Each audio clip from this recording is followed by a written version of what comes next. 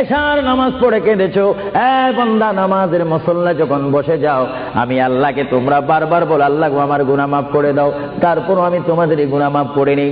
তারপরও তোমরা নিশি রাত্রে মানুষ যখন ঘুমে যায়, তোমার বিবি যখন ঘুম যায়, তোমার ছেলে যখন ঘুম যায়, তুমি নিশি রাত্রে ঠান্ডা পানি দিয়ে ওযু বানিয়ে নামাজের মুসল্লায় বসে তুমি আবার যখন ডাক দাও রব্বুল আলামিন, পৃথিবীর কোনো মানুষ আমার গুনাহ সম্পর্কে জানে না, তুমি আমার গুনাহ সম্পর্কে জানো।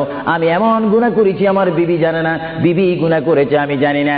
আল্লাহ তুমি সব কিচ্ছু জানো, হে আমার প্রভু তুমি আমাকে মাফ করে দাও। আমার আল্লাহ বলে তারপরও যদি তোমাদেরকে আমি মাফ না করি, তারপরও বান্দা তোমরা আমার রহমতের দরজা থেকে ফিরে যাইও না।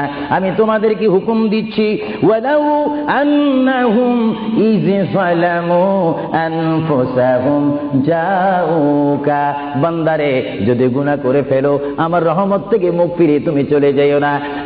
বান্দা আকাশ পরিমাণ যদি গুনাহ করো, পাতাল পরিমাণ যদি গুনাহ করো, সাগরের পানি পরিমাণ যদি গুনাহ করো, পাহাড় তুলনায় যদি তুমি গুনাহ করো, আমার দরবার থেকে তুমি নিরাশ হইও না।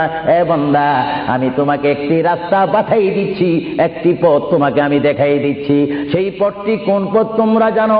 ওয়ালাউ আন্নাহুম ইয যালামু আনফুসাহুম জাউকা, বান্দারে যখন তোমরা বরবাদ হয়ে যাবে তখন তোমাদেরকে একটা পথ আমি তোমাদেরকে দেখাই দিলাম, সেই পথটির নাম হচ্ছে আমার রাসূলের মদিনা। জোরে বলেন সুবহানাল্লাহ। বান্দা আমার নবীর দরবারে গিয়ে কেঁদে কেঁদে তোমরা বলো ইয়া রাসূলুল্লাহ, ইয়া হাবিবাল্লাহ, আয়া আকা ইয়া রাসূলুল্লাহ।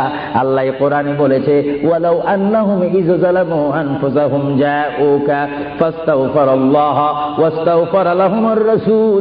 আল্লাহ বলেছে হে বান্দা তোমরা ডানে না গিয়ে, বামে না গিয়ে, পিছে না গিয়ে তোমরা সরাসরি আমার নবীর কদমে চলে যাও। আমার নবীর কদমে গিয়ে আমি আল্লাহর দরবারে তোমরা তওবা করো।